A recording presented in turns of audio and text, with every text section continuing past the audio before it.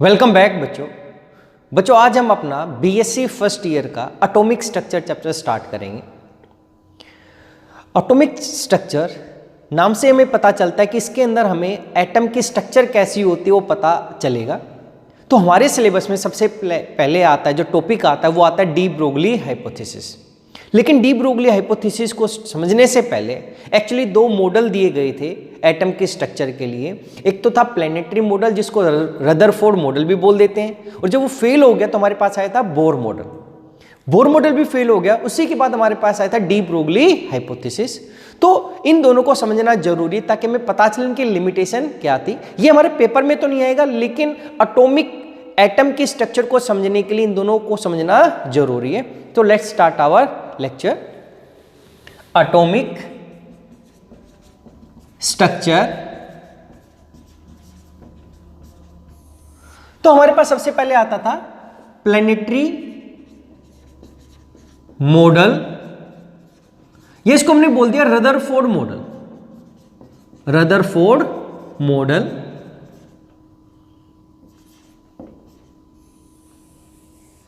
देखो, Rutherford model या इस प्लैनेटरी मॉडल के अंदर क्या बोला गया कि जो मास होगा एटम का वो एक स्मॉल एरिया में कंसंट्रेटेड होता है जिसको हम बोलते हैं न्यूक्लियस। ऐसा ये इलेक्ट्रोनेगेटिवली चार्ज है, ये न्यूक्लियस के चारों तरफ मूव करते हैं। अगर हमने एक पॉजिटिव ऐसा इंसिडेंट किया हमारे पास तो ये रिफ्लेक्ट हो जाएगा यहां से। तो क्या हुआ, देखो इसके पॉइंट क्या थे। सबसे पहले इसने बोला कि जब mass of atom, the mass of atom is concentrated in a very small area called nucleus, कि जो मास होगा पूरे एटम का वो बहुत छोटे एरिया में कंसंट्रेट होगा जिसको हम न्यूक्लियस बोल देते हैं। तो ये न्यूक्लियस हो गया। और इसने सेकंड पॉइंट बोला हमारे पास कि जो इलेक्ट्रॉन्स होते हैं वो न्यूक्लियस के चारों तरफ क्या वेरी हाई स्पीड पे क्या करते हैं, मूव करते हैं। And the electron move around nucleus. Second point बोला इसने, the electrons move around nucleus at very high speed. Third point बोला कि जब ये इलेक्ट्रॉन मूव कर रहे हैं हमारे पास तो किसकी वजह से कर रहे हैं। तो इसने बोला कि the electrostatic force of attraction, the electrostatic force of attraction of nucleus is equals to centrifugal force of revolving electron around nucleus.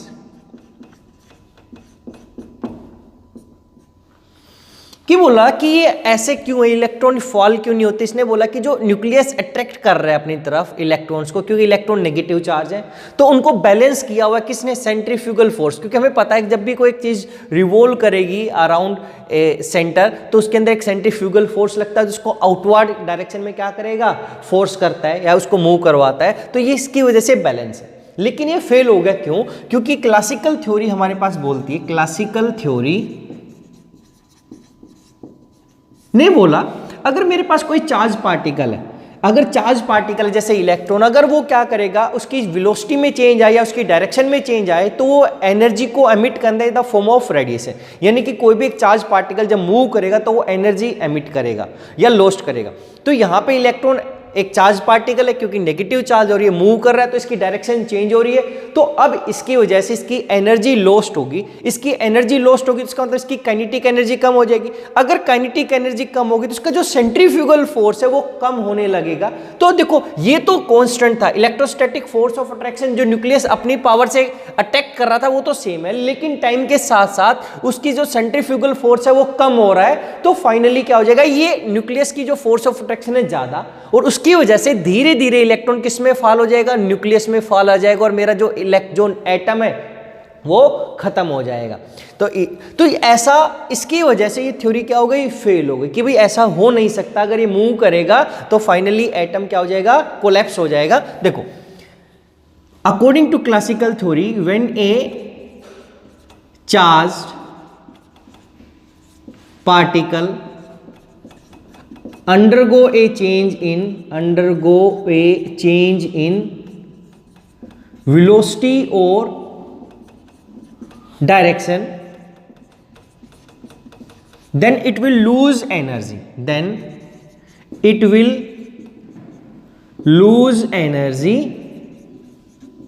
by emitting radiations, या it will emit radiations and therefore lose energy, hence its kinetic energy will decrease, due to which its centrifugal force decreases with time, and electrons will eventually या finally fall in nucleus। क्यों हो जाएगा, क्योंकि इसकी वजह से जो हमारा ये इलेक्ट्रोस्टैटिक फोर्स ऑफ अट्रैक्शन था ये ज़्यादा होता रहेगा, टाइम के साथ साथ सेंट्रीफ्यूगल फोर्स कम होगा, and electron will finally fall in nucleus, and hence as a result of which atom will collapse. तो एटम खत्म हो जाएगा। तो ये थ्योरी फेल हो गई। इसको ओवरकम करने के लिए हमारे पास आया था बोहर मॉडल। देखो, बोहर मॉडल ने क्या बोला हमारे पास बच्चे, इसने कहा कि हमारे पास he gave concept of stationary states called orbits. इसने बोला कि जो हमारे एक न्यूक्लियस है, ठीक है, न्यूक्लियस हमारे पास एग्जिस्ट करता है, उसके चारों तरफ स्टेशनरी स्टेट यानी कि फिक्स एनर्जी की स्टेट्स हैं, जिसको हमने बोल दिया ऑर्बिट्स। इसने बोला कि फिक्स्ड एनर्जी हमारे पास न्यूक्लियस के चारों तरफ फिक्स एनर्जी की स्टेट्स हैं, या जिसको हम स्टेशनरी स्टेट्स है, जिसको हमने क्या बोल दिया, ऑर्बिट्स। सेकेंड पॉइंट बोला इसने कि जो इलेक्ट्रॉन है वो इनकी जो ये स्टेट्स है, इनकी एनर्जी भी कैसी है, फिक्स्ड है, फिक्स्ड एनर्जी की स्टेट्स है, और इलेक्ट्रॉन इनके अंदर क्या करता है, मूव करता है। तो इसने सेकंड पॉइंट बोला, electron will move in these fixed energy states around nucleus, कि जो इलेक्ट्रॉन है वो मूव करेगा इन फिक्स एनर्जी स्टेट्स के अंदर अराउंड न्यूक्लियस। थर्ड पॉइंट बोला इसने कि जब तक इलेक्ट्रॉन इसमें मूव करेगा इन फिक्स एनर्जी स्टेट्स में, वो एनर्जी लॉस्ट नहीं करेगा, जो किसने बोला, क्योंकि एक चार्ज पार्टिकल जब मूव करेगा तो क्या एनर्जी लॉस्ट करता है। लेकिन इसने बोला कि an electron will not lose energy while moving in these fixed energy states। बच्चे यही इसकी एक लिमिटेशन थी कि इसने नहीं बताया क्यों एनर्जी लॉस्ट नहीं करेगा, जो कि हमें बाद में पता चला था। हमारे पास क्रोनिंजर वेव इक्वेशन आया था हमारे पास, उसने बाद में हमें बताया कि यह जो डी ब्रोगली आया उसने हमें बताया, डी ब्रोगली ने बताया कि क्यों एनर्जी इसकी लॉस्ट नहीं होगी। इसने नहीं बता पाया था, तो ये इसकी लिमिटेशन थी, वाई नॉट, ये एक्सप्लेन नहीं कर पाया था कि क्यों लॉस्ट नहीं करेगा वो एनर्जी, तो इसकी एक लिमिटेशन थी ये वाली में। तो इसने बोला कि केवल जो इलेक्ट्रॉन जब तक इसमें मूव करेगा ऑर्बिट्स में, वो एनर्जी लॉस्ट नहीं करेगा। फिर इसने बोल दिया हमारे पास फोर्थ पॉइंट के अंदर कि अब भाई कितने, हम ऐसा तो नहीं कि हम 1 2 3 4 कहीं पर भी बना दे, तो कह रहा है कि इनकी एनर्जी फिक्स है, तो उनकी एनर्जी कौन कौन से ऑर्बिट एग्जिस्ट करेंगे, क्या इनके बीच में कोई ऑर्बिट एग्जिस्ट कर सकता है? तो इसने बोला only those orbits will allowed, only those orbits are allowed, orbits are allowed in which angular momentum of electron is integral multiple of Planck's constant.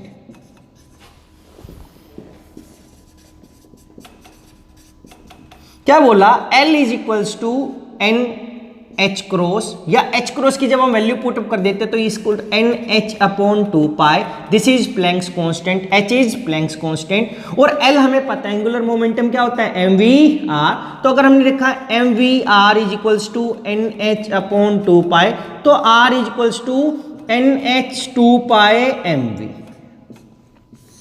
इससे हमें रेडियस ऑफ ऑर्बिट भी पता चल गया था, रेडियस ऑफ ऑर्बिट्स कि कितनी दूरी पे हमारे पास ये ऑर्बिट एग्जिस्ट करेंगे। देखो इसने क्या बोला कि कौन से ऑर्बिट एग्जिस्ट करेंगे या कौन से स्टेशनरी स्टेट एग्जिस्ट नहीं करेंगे। इसने बोला कि वही ऑर्बिट्स या स्टेशनरी स्टेट एग्जिस्ट करेंगे जिसके अंदर, क्योंकि इनके अंदर इलेक्ट्रॉन मूव कर रहे हैं, इनके अंदर, तो कह रहा है कि जहां पर जो इलेक्ट्रॉन का एंगुलर मोमेंटम है वो इंटीग्रल मल्टीपल हो किसका, प्लैंक्स कांस्टेंट का, एन एच, यानी कि एन की वैल्यू यहां पर क्या हो सकती है, 1 2 3 4 5।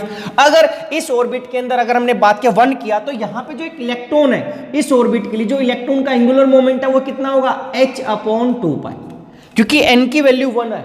सेकंड, फिर सेकंड एक इससे ज्यादा एंगुलर मोमेंटम के इलेक्ट्रॉन का कितना होगा, जब n की वैल्यू क्या कर देंगे 2, तो इसका मतलब जो सेकंड 2h अपॉन 2 पाई हो गया, उससे ज्यादा एंगुलर मोमेंटम कितना होगा, 3h अपॉन 2 पाई। तो इसका मतलब ऐसा ऑर्बिट जिसके अंदर जो इलेक्ट्रॉन का जो एंगुलर मोमेंटम होगा h अपॉन 2 पाई, वही ऑर्बिट एग्जिस्ट करेगा। तो ये एक सेकंड ऐसा ऑर्बिट है जिसके अंदर इतना एंगुलर मोमेंटम एग्जिस्ट करता है, तो इसका मतलब यही ऑर्बिट एग्जिस्ट करेगा। इसके बीच में अगर हमने बोला कि एक ऑर्बिट है जिसके अंदर 1.5 h अपॉन 25 एंगुलर मोमेंटम हो सकता है, लेकिन वो एग्जिस्ट नहीं करेगा क्योंकि इतना तो 1.5 एंगुलर मोमेंटम होता ही नहीं इलेक्ट्रॉन का। तो इसने बोला कि जो इंटीग्रल मल्टीपल होगा किसका, एंगुलर मोमेंटम का, वही ऑर्बिट एग्जिस्ट कर सकता है। तो ये थर्ड हमारे पास इतना कि इस ऑर्बिट में इतना एंगुलर मोमेंटम होगा तो ये एग्जिस्ट करेगा, ना तो इससे थोड़ा सा कम कहीं पर भी एग्जिस्ट करेगा, ना इससे ज्यादा।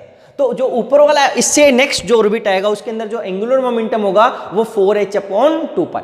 तो देखो इसने क्या बोल दिया, इसने बोला कि जो ऑर्बिट्स है उनकी एनर्जी फिक्स हो गई। अच्छी बात है, सभी एनर्जी स्टेट्स जितनी भी इनमें जो लेवल्स हैं उनकी एनर्जी फिक्स हो गई। इसका मतलब है यहां पर एक इलेक्ट्रॉन है तो उसकी एनर्जी फिक्स है, यहां पर अगर 2 इलेक्ट्रॉन है तो उसकी भी एनर्जी फिक्स हो गई। इस लेवल में भी इलेक्ट्रॉन की एनर्जी क्या हो गई, फिक्स, क्योंकि इससे ना तो ज्यादा एनर्जी के इस ऑर्बिट में आ सकता है ना ही कम एनर्जी के इलेक्ट्रॉन। तो इसमें भी इलेक्ट्रॉन जितनी इस ऑर्बिट की एनर्जी है उतनी ही एनर्जी का इलेक्ट्रॉन इसमें एग्जिस्ट कर सकता है। तो इसका मतलब यहां पर एक नया पॉइंट आया कि this explain the he gave concept of quantization of energy of atom, कि जो एटम की क्वांटाइजेशन ऑफ एनर्जी का मतलब क्या है कि एटम की एनर्जी फिक्स हो गई। यहां पर क्वांटाइजेशन ऑफ एनर्जी लेवल, यानी कि हर एनर्जी लेवल की जो जितने भी लेवल्स हैं उनकी एनर्जी कैसी हो गई, फिक्स। तो ही गेव कंसेप्ट ऑफ क्वांटाइजेशन या क्वांटाइजेशन ऑफ एनर्जी, या ही गेव कंसेप्ट ऑफ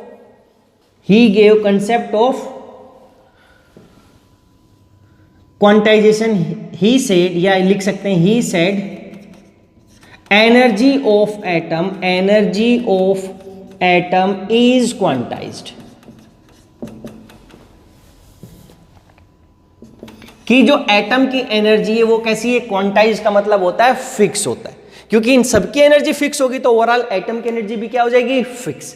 तो ये इंपॉर्टेंट पॉइंट था, he gave concept of quantization of energy of atom, या he said energy of atom is quantize. जब उसने ये बोल दिया फिक्स एनर्जी के हैं, तो इससे हमें दो चीजों का इंपॉर्टेंट पता चला। फर्स्ट, इसने नेक्स्ट पॉइंट क्या बोला, सिक्स्थ पॉइंट इसने बोल दिया बच्चे कि एक इलेक्ट्रॉन है वो आइदर गेन कर सकता है एनर्जी को या एनर्जी को लॉस कर सकता है। क्या, अगर वो लोअर एनर्जी से हायर पे जाएगा, तो अगर हम इतनी एनर्जी देंगे कि डिफरेंस की, तो वो क्या करेगा, इतनी एनर्जी ऑब्जॉर्व करके लोअर एनर्जी लेवल से हायर में चला जाएगा। अगर उसने यहां से यहां पे आना है, तो जितना ही डिफरेंस है दोनों एनर्जी स्टेट्स का या स्टेशनरी स्टेट्स का या ऑर्बिट जो हमने बोला है, अगर ये इतनी एनर्जी लॉस करेगा इनके डिफरेंस की, तो यहां से एटम इलेक्ट्रॉन यहां से कहां जाएगा, लोअर एनर्जी स्टेट में या स्टेशनरी स्टेट में आ जाएगा। तो इसने बोला कि the electron will lose or gain energy, lose or gain energy, lose or gain energy to move from या to jump from one stationary state, from one stationary states to another,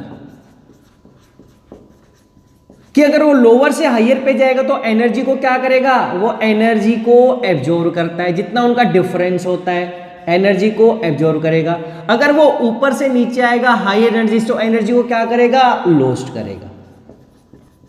तो इस quantization की वजह से, क्योंकि इनकी energy fix हो गई, तो इसी की वजह से हम जो एमिशन और एब्जॉर्प्शन स्पेक्ट्रा था, यानी कि जो हाइड्रोजन का जो आपने प्लस 2 में किया है, लाइन स्पेक्ट्रा ऑफ हाइड्रोजन या line spectra of different atoms, उसको हम एक्सप्लेन नहीं कर पाए थे पहले, लेकिन बोर मॉडल के जिन पोस्टुलेट्स हैं इनकी वजह से उसको एक्सप्लेन कर दिया। क्योंकि जो हमें लाइंस मिलती थी, लाइक हाइड्रोजन के केस में हमें लाइमन बामर पास्चन सीरीज मिलती थी, तो ऐसे अलग अलग डिफरेंट एनर्जी पे हमने को लाइमन बामर पास्चन ब्रैकेट लाइन बोला था, तो ये अलग अलग जगह पे मिलती थी जिसकी एनर्जी अलग अलग थी। क्यों थी, क्योंकि ये अलग अलग एनर्जी उसको रिक्वायर्ड होगी जंप करने के लिए, रिलीज करने के लिए। तो इसकी वजह से इसने बोल दिया कि ड्यू टू दिस क्वांटाइजेशन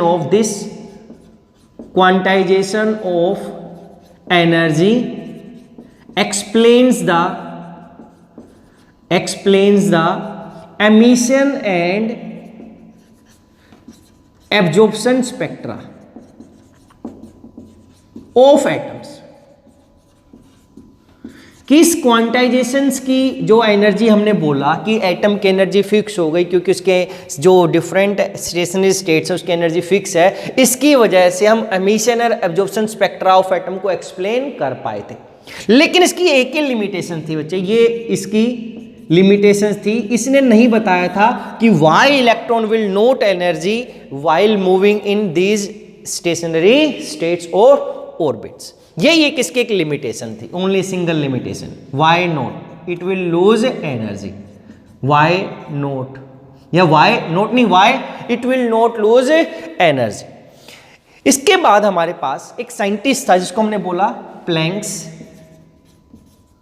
देखो प्लैंक्स ने बोला कि जो हमारे पास लाइट रेडिएशंस होती हैं, लाइट रेडिएशंस हो गई, इस तरीके से हम बना देते हैं, या यूवी रेडिएशंस हो गई, अल्ट्रावायलेट रेडिएशन या इंफ्रारेड हो गई। इसने बोला कि light radiations are made up of small energy packets called quanta or photons, called quanta oblique photons having fixed energy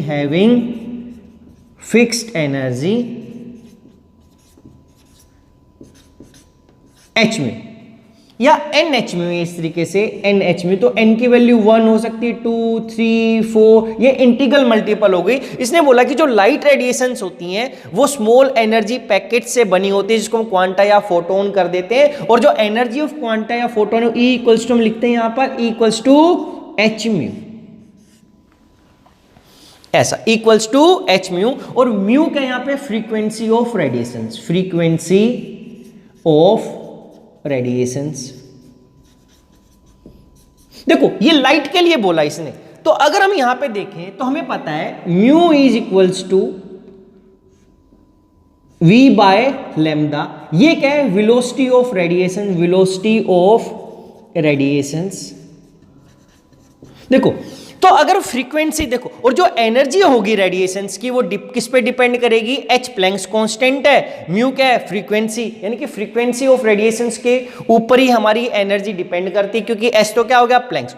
तो अगर हमने वेलोसिटी की बात की तो वेलोसिटी क्या होती है? म्यू इक्वल्स टू ये v बाय लैम्डा। तो v क्या हो गया? वेलोसिटी ऑफ रेडिएशन क्या हो जाएगा? Mu lambda. लेकिन हमें पता चला कि जो ये जितने भी रेडिएशंस है, यूवी, आईआर, विजिबल रेडिएशंस, उनकी जो वेलोसिटी है वो स्पीड ऑफ लाइट के इक्वल ही। इसने जो बोला था, ये देखो, ये लाइट रेडिएशंस के रिस्पेक्ट में बोला था सब कुछ। किसके रिस्पेक्ट में? लाइट रेडिएशंस के रिस्पेक्ट में। लेकिन हमें बाद में पता चला कि जो स्पीड ऑफ, या जो हमने बोला कि जो वेलोसिटी है, किसकी जो वेलोसिटी है, वेलोसिटी ऑफ रेडिएशंस, वो किसके इक्वल्स होती है? Equals to speed of light. कि सभी की जो कोई भी रेडिएशंस थी हमारे पास इक्वल है। तो इस v को हमने रिप्लेस कर दिया वेलोसिटी ऑफ लाइट से। तो यहां पर v की जगह हम c कर सकते हैं। तो क्या हो गया? ये c is equals to mu lambda, और यहां से हमारे पास म्यू क्या आ गया? Mu equals to c by lambda. देखो इस v को हमने c से रिप्लेस कर दिया। क्यों? क्योंकि जो हमें पता चला बाद में कि जितनी भी स्पीड है या जो वेलोसिटी है रेडिएशंस की वो स्पीड ऑफ लाइट के इक्वल है। तो इस v को हमने c से रिप्लेस कर दिया। तो यहाँ पे इक्वल्स टू एच म्यू, क्योंकि रेडिएशंस की बात की थी यहाँ पे, लाइट रेडिएशंस की, और लाइट रेडिएशन की एनर्जी एच म्यू था। तो यहाँ पर हमने क्या किया? E is equals to h c by lambda. तो यो एनर्जी ऑफ रेडिएशंस बोल सकते हो लाइट रेडिएशंस की या किसी भी रेडिएशंस की। क्यों? क्योंकि वहां पे उसकी वेलोसिटी और सी क्या होते हैं? से। तो इसने एक्सप्रेशन दे दिया इक्वल्स टू एच म्यू या equals to h c by lambda. अब इसको हम यूज भी करने वाले हैं, क्योंकि इसका यूज आएगा हमारे पास डी ब्रोगली हाइपोथेसिस के। तो यहां तक हमारे पास था ये बोर मॉडल या बोर कंसेप्ट या बोर हाइपोथेसिस। इसके बाद ये जो प्लैंक्स वाला हमने बोला कि प्लैंक्स ने ये बोल दिया था कि जो एनर्जी होगी वो किसके इक्वल होगी? एच म्यू या h c by lambda radiations की। क्यों? क्योंकि ये बेस है किसका? हमारे पास डी ब्रोगली हाइपोथेसिस का। अब देखते हैं इसके बाद, ऐसे ही एक और साइंटिस्ट हमारे पास जिसको हमने बोला आइंस्टाइन। तो आइंस्टाइन ने क्या बोला? इसके बाद आइंस्टाइन ने बोला हमारे पास सेम टाइम में क्या, कि जो लाइट रेडिएशंस है हमारे पास, लाइट, उनके दो नेचर होते हैं। उनका पार्टिकल नेचर भी होता है और उनका वेव नेचर भी होता है। कि आइंस्टाइन साइंटिस्ट था, इसने बोला कि जो लाइट रेडिएशंस हैं हमारे पास, लाइट रेडिएशंस हैं, हैव ड्यूल नेचर। क्या बोला? इसको हम बोलते थे ड्यूल नेचर। कि जो एक लाइट रेडिएशंस है हमारे पास वो पार्टिकल की तरह भी बिहेव करती हैं और वो किसकी तरह बिहेव करती हैं? वेव की तरह भी बिहेव करती हैं। तो इसका एग्जाम्पल लेके, इसको कंसीडर करके हमारे पास आता है डी ब्रोगली हाइपोथेसिस। देखो हाइपोथेसिस क्या बोला कि डी ब्रोगली साइंटिस्ट था, किसने कल्पना, किसने कुछ पॉइंट्स बताए कि ऐसा हो सकता है, लेकिन इसने प्रूव नहीं किया था। प्रूव बाद में नेक्स्ट साइंटिस्ट ने किया था उसके बाद। तो क्या हुआ? इसने क्या बोला कि हमारे पास जो एक इलेक्ट्रॉन है, इसका जो मास है वो बहुत कम है, वो 9.1 इंटू 10⁻31 kg है। और इसकी जो स्पीड है हमारे पास वो भी कितनी है? 2.1 इंटू 10⁻6 मीटर पर सेकेंड। किसका मास वेरी स्मॉल है, वेरी स्मॉल। और साथ के साथ ये स्पीड भी कैसी इसकी? Very high. और जब हमारे पास एक लाइट जो रेडिएशन है उसका ड्यूल नेचर हो सकता है, तो इलेक्ट्रॉन का भी एक ड्यूल नेचर हो सकता है। कि एक इलेक्ट्रॉन, हमें पता है पार्टिकल की तरह बिहेव कर रहे हैं, क्योंकि मूव कर रहा है एक इलेक्ट्रॉन। तो कह रहे हैं कि वो एक वेव की तरह भी बिहेव कर सकता है, क्योंकि जब ये लाइट का हो सकता है तो इसका भी एक नेचर हो सकता है। जिसने क्या बोला? Electron will behave according to de Broglie,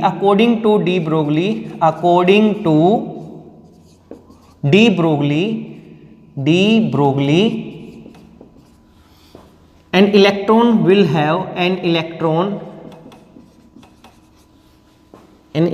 can behave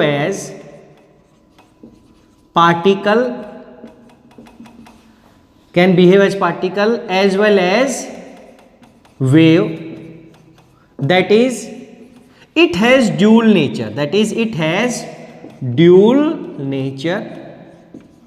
इसने बोल दिया था कि इसकी डेफिनेशन आती है तो इसने ये बोला, लेकिन एक्सप्लेन नहीं कर पाया था ये इसको कि भाई क्यों होता है, या इसको प्रूव नहीं किया था कि प्रूव करके दिखाया हो कि कैसे इसका ड्यूल नेचर है। तो इसी ने एक और बोल दी कि जरूरी नहीं कि ये इलेक्ट्रॉन ही ऐसा है, इलेक्ट्रॉन का मास। तो इसने बोला कि कोई भी ऐसा माइक्रोस्कोपिक पार्टिकल, क्योंकि इलेक्ट्रॉन को हम देख नहीं सकते, दूसरे पार्टिकल जिसको हम देख नहीं सकते, जिसका वेलोसिटी ज्यादा हो या स्पीड ज्यादा और मास बहुत कम है, उनके साथ साथ पार्टिकल के साथ साथ उनका एक वेव नेचर भी होगा, यानी कि वो वेव की तरह भी बिहेव करेंगे। तो क्या बोला इसने, all moving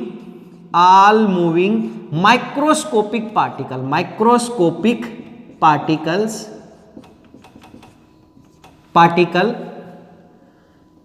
have dual nature, that is they can behave as, ये सेम ऊपर as particle as well as wave, they can behave as particle as well as wave। तो क्या हुआ, इसने बोला कि जो आइंस्टाइन ने बोला था, आइंस्टाइन ने बोला था E इक्वल्स टू mc², कि जो हमारे पास एनर्जी होती है वो mc² है। प्लैंक्स ने बोला जो एनर्जी है हमारे पास क्या थी, लाइट की। देखो इसने बोला लाइट रेडिएशन के रिस्पेक्ट में E इक्वल्स टू mc², यहां पे प्लैंक्स ने बोला E equals to h mu. तो अगर हम दोनों को इक्वल पुटअप करें तो क्या आ जाएगा, इक्वेशन 1 एंड इक्वेशन 2। तो यहां से लिखा h mu is equals to mc², और c क्या आ जाएगा हमारे पास, c इज इक्वल्स टू देखो h mu equals to mc²। अगर हम c की वैल्यू पुटअप करें तो c से ये डिवाइड में आ जाएगा, देखो h mu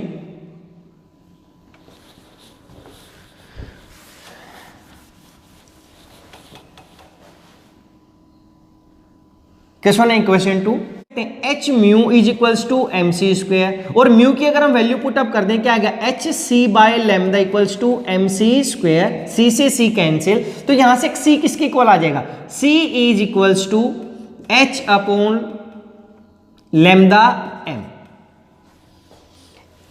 h upon lambda m। देखो c क्या था, यहां पर c था वेलोसिटी ऑफ लाइट। अगर हम यहाँ पे पार्टिकल की तरह, अगर हम किसी माइक्रोस्कोपिक पार्टिकल की बात करेंगे तो इस c को v से रिप्लेस कर देंगे, क्योंकि पहले c और v इक्वल थे किस केस में, इलेक्ट्रोमैग्नेटिक रेडिएशंस के केस में। लेकिन जब कोई पार्टिकल है तो वो वेलोसिटी ऑफ लाइट से ट्रेवल नहीं करेगा, मूव नहीं करेगा, तो हम क्या लिख सकते हैं, but in case of microscopic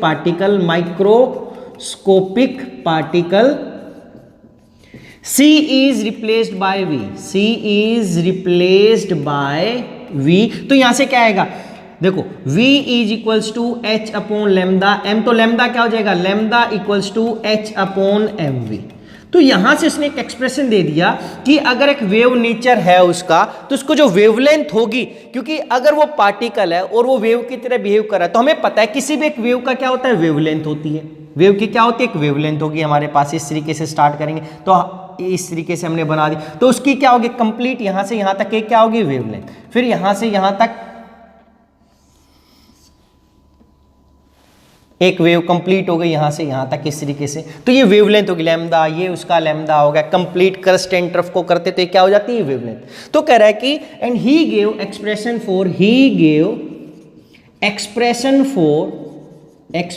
for wavelength of wave associated with the moving microscopic particle क्या है, of moving microscopic particle with velocity v having mass m, कि जिसका मास m होगा और जिसकी वेलोसिटी v है, उस टाइम पे जो वेवलेंथ एसोसिएटेड होगी उस माइक्रोस्कोपिक पार्टिकल के साथ वो कितना होगा, ये एक्सप्रेशन था। और हमें पता है कि mv क्या होता है, मोमेंटम। तो यहां से क्या गया, lambda equals to h upon p लिख सकते हैं। और काइनेटिक एनर्जी क्या होती है हमारे पास, p²/2m। अगर हम p की वैल्यू पुट अप करें तो p क्या आ जाएगा, under root kinetic energy into 2m। अगर ये हम इसमें पुट अप कर दें तो एक और एक्सप्रेशन आ गया, लैम्डा इक्वल्स टू, ऐसा भी लिख सकते हैं, lambda equals to h upon kinetic energy into 2m। तो ये वेवलेंथ का हमारे पास एक्सप्रेशन आ गया कि इसने बोला कि ये इसकी थ्योरी होती है, इसकी थोड़ी डेफिनेशन होती है, और डेफिनेशन के बाद ये इसने एक्सप्रेशन दिया कि जो वेवलेंथ होगी वो कितनी एसोसिएटेड होगी। तो इसके ऊपर हमारे पास न्यूमेरिकल आ जाता है कि आप बताओ कि अगर एक बॉल मूव कर रही है, कि एक इलेक्ट्रॉन मूव कर रहा है, उसके साथ उसकी वेवलेंथ कितनी होगी। तो ये हम एक न्यूमेरिकल अपने नेक्स्ट लेक्चर के अंदर करेंगे। और ये कैसे प्रूव हुआ, जो इसने बोल दिया particle as well as wave, जो वेव नेचर होता है, ये भी हम अपने नेक्स्ट लेक्चर के अंदर करेंगे। इसका जो वेव नेचर था वो डेविसन एंड जर्मन ने प्रूव किया था। डेविसन एंड जर्मन साइंटिस्ट थे, उन्होंने बताया था कि इसका एक वेव नेचर होता है। उसके बाद हम करेंगे क्वांटाइजेशन ऑफ एंगुलर मोमेंटम, कि जो एंगुलर मोमेंटम है वो क्वांटाइज्ड है, क्वांटाइजेशन ऑफ एंगुलर मोमेंटम, वो भी हम अपने नेक्स्ट लेक्चर के अंदर करेंगे। तो अभी इसके अंदर आपका जो एग्जाम में आएगा वो डी ब्रोगली हाइपोथेसिस की डेफिनेशन आ सकती है, और ये लैम्डा का एक्सप्रेशन, क्योंकि इसका न्यूमेरिकल हम अपने नेक्स्ट लेक्चर के अंदर करने वाले हैं।